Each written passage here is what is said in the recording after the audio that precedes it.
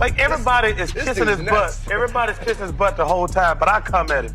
Yeah. Because people always talk about he's handsome. He's not handsome. You know, he's not handsome. Michael Jordan and Charles Barkley were once inseparable, best friends, brothers, teammates who shared locker rooms, laughs, and loyalty for decades. But somewhere along the line, that bond completely shattered. Now Jordan is finally speaking with brutal honesty about Barkley and why he believes the man who once stood beside him crossed a line that can never be forgiven.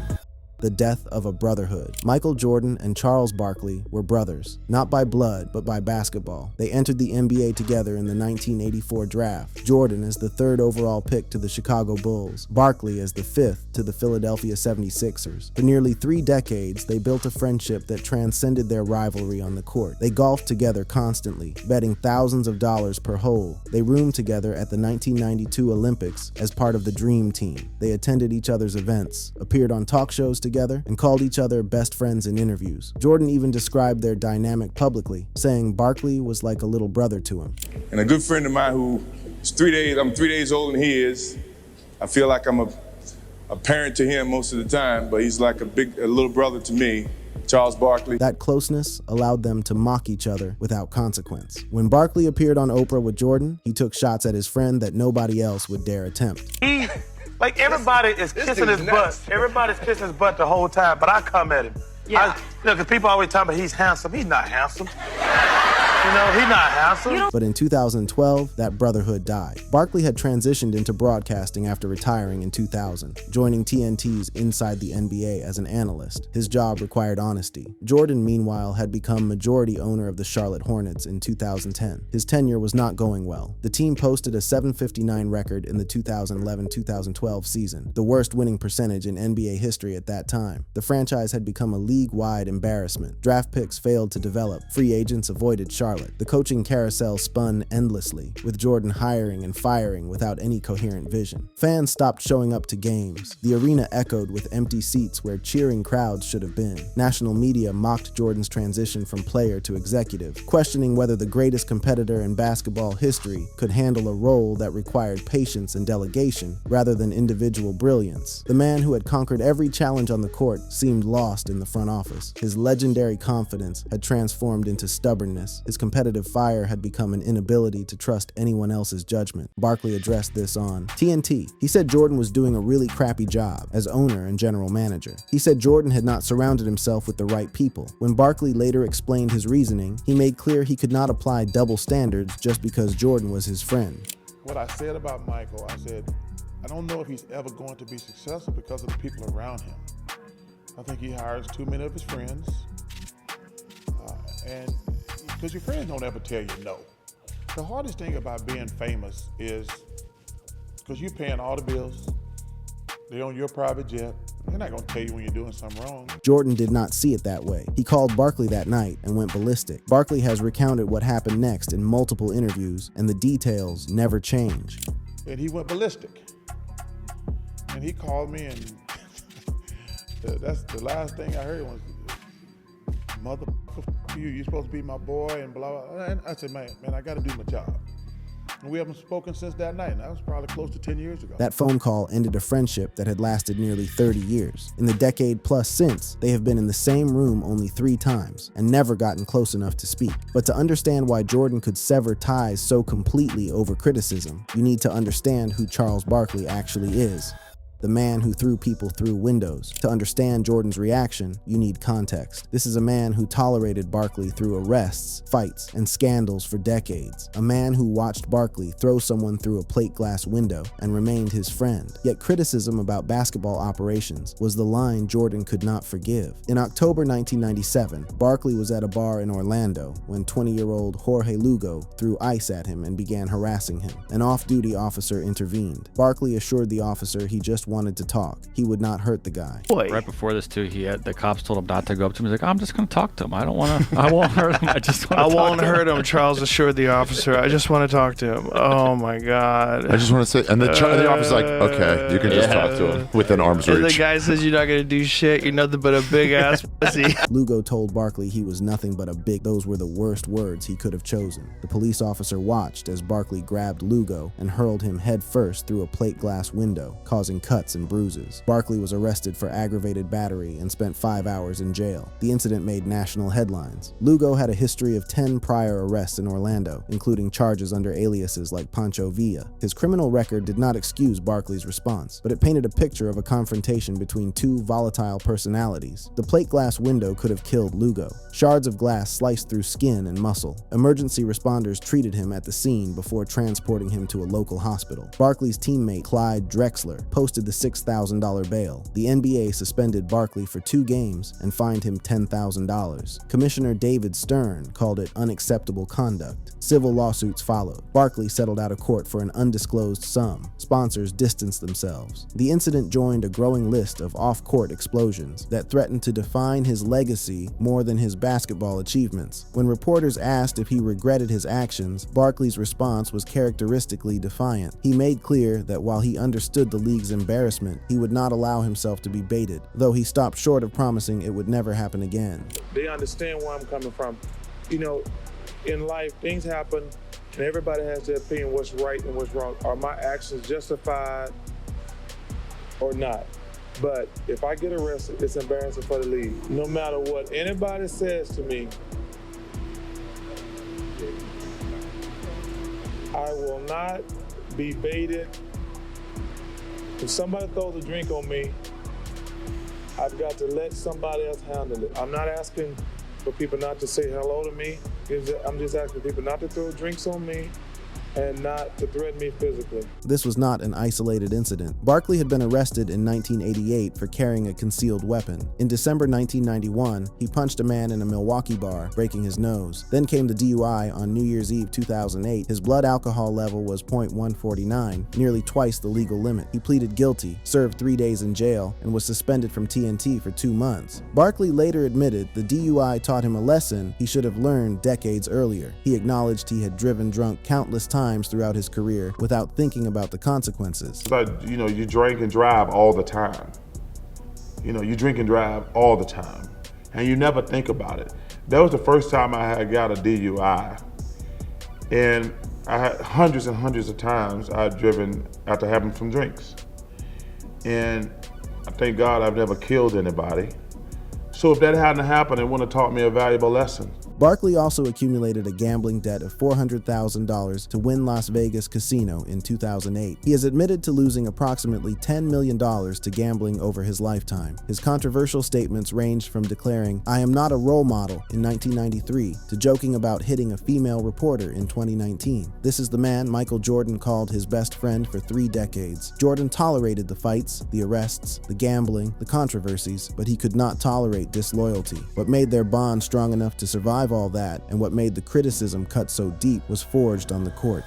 The rivalry that defined an era. Michael Jordan and Charles Barkley were not just friends. They were rivals who pushed each other through the brutally physical landscape of 1990s basketball. Their on-court battles represented the collision of 2 contrasting philosophies: Jordan's surgical precision against Barkley's relentless power. Jordan remembers one moment that captured their dynamic perfectly. During a playoff game, Barkley grew frustrated watching Jordan score at will, so he decided to guard Jordan himself, something he had never been known for.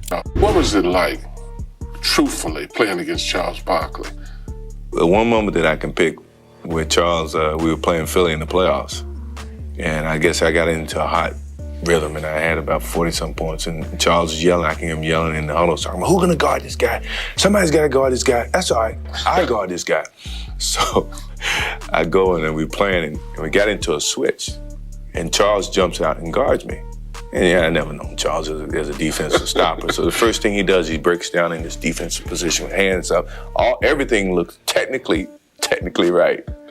And I just laughed. That willingness to take on any challenge defined Barkley. Jordan found it admirable, even as he exploited it. The 1993 NBA Finals stands as the definitive chapter in their competitive history. Barkley had won the MVP award that season, and the Suns finished with the league's best record at 62 wins. Barkley believed it was destiny for Phoenix to dethrone the 2-time champion Bulls. The MVP race itself had been contentious. Jordan averaged 32.6 points per game that season compared to Barkley's 25 95.6, but voters rewarded Barkley for transforming Phoenix from a playoff afterthought into the league's dominant force. The Suns improved by 9 wins from the previous season. Barkley's arrival had electrified the franchise. He played with a ferocity that elevated everyone around him. Jordan took the MVP loss personally. He viewed awards as validation, and losing to Barkley felt like a referendum on his own excellence. The finals became about more than championships. It became about proving who truly deserved that trophy. Jordan entered the series with a singular focus: destruction. He wanted to embarrass the man who had taken his award. He wanted to remind the basketball world that statistical comparisons meant nothing when the pressure peaked. Jordan saw it differently. He used the MVP snub as motivation and unleashed one of the greatest finals performances in history, averaging 41.0 points per game, a record that still stands. During Game 2, Barkley gave everything he had, but Jordan simply would not let him win. And I come out, I'm so aggressive. But Michael know I'm fucking aggressive. He's like, I can see he's talking to Horace and Scotty, like, y'all gotta slow that motherfucker down. Because Horace, to me, was one of the more underrated players. Him and Scotty, man, when they doubled me, I couldn't see shit. Long. They were so long and athletic, I couldn't see shit. But I still, I finished with like 48, 49, somewhere in there, 26, something like that. But Michael fucking had like 55. Ooh. That motherfucker would not let me win that game. The series went 6 games. Game 5 became one of the most memorable moments of Barkley's career because of what happened off the court. All day long, Chicago television showed the city boarding up buildings in preparation for a championship celebration. Barkley was furious. So then, all day on TV, these motherfuckers on TV boarding up the city, telling people to calm down when they win a championship tonight. For the championship, no fires. Yo, man.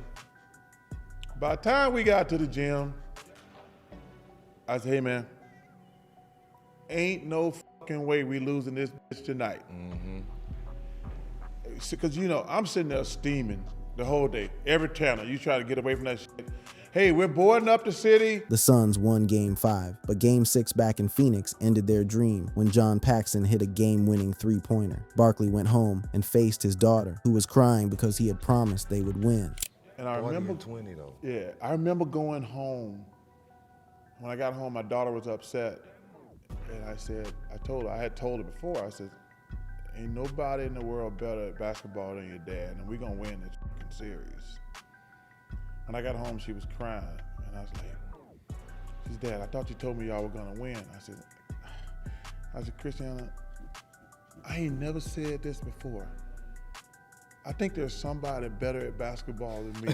That final series was the first time Barkley ever admitted someone was better than him. Their statistical comparison tells a similar story. Jordan averaged 30.1 points per game for his career, the highest in NBA history. Jordan won 5 MVP awards. Barkley won 1. Jordan won 6 championships. Barkley won none. But the respect between them as competitors was always genuine, and it was built on more than just rivalry.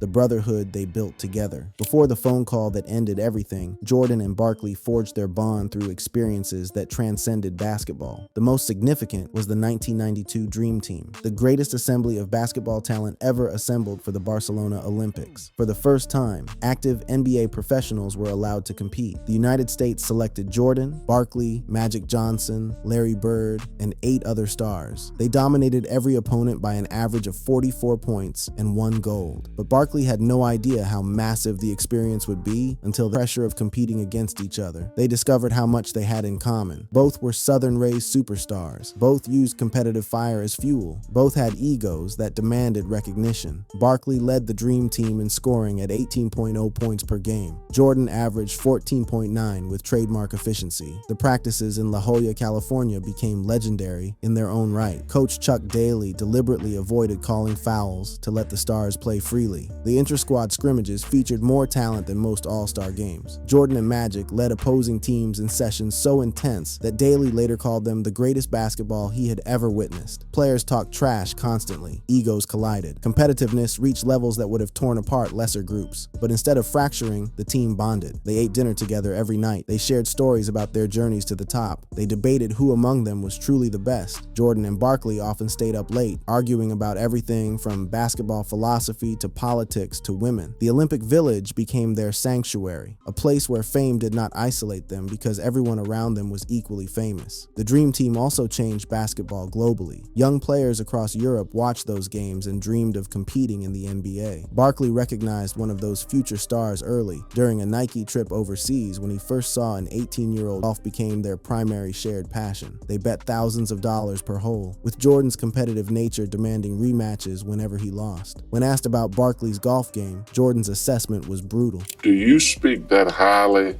of Charles's golf swing? I don't comment on it. That's embarrassing. It's really disgraceful that, he can take a game of leisure and relaxation and make it a lot of work. That was cruel. Oh boy, don't ask me about his golf game. Man, oh man. These golf outings were more than recreation. They provided a space for vulnerability, discussing families, business ventures, NBA gossip, and built the trust that would make their later falling out so painful. Barkley understood what Jordan's success meant for all of them. He credits Jordan with changing the economics of basketball entirely, for Jordan never wavered, even after Jordan cut him off completely, which makes the aftermath of their falling out all the more tragic. The legacy that remains. Jordan sold the Charlotte Hornets in August 2023 for approximately $3 billion, a massive profit from his $275 million purchase. The criticism Barkley leveled against his management was ultimately validated. Jordan moved on, pocketing billions while escaping the scrutiny of running a struggling franchise. Barkley, meanwhile, continues to do what he has always done, speak his mind on TNT. He has won multiple Sports Emmy Awards for Inside the NBA, but he is tired of discussing the fallout with Jordan. He compares the media obsession to another famous feud. I was going to ask if you're tired of talking about the fallout with Jordan, because I feel like you yes, 100%, 100%. Because you know what, Jimmy? Because they act like we Prince William and Prince Harry, and Michael got mad about something I said. Yeah. We haven't spoken, right. And then 2 times a year I have to defend. I was like, yo, man. Michael's doing great. Charles doing great. Right. I wish him nothing but the best. But dude, we're not like Prince Harry and Prince William. We're not taking shots and by backdoor channels all the time. The strangest part is how rarely they have even been in the same room since 2012. Barkley explained just how completely they have avoided each other over more than a decade. I think we've actually only bumped. We never got face to face or close enough. But I think we've actually only been in the same room 3 times in the last 25 years. That's crazy. We were in New York at the same hotel for something one time. And then at the Hall of Fame one year, he had to introduce somebody on stage. And I had to introduce somebody on stage. And I think the 3rd time was at that 75th anniversary thing.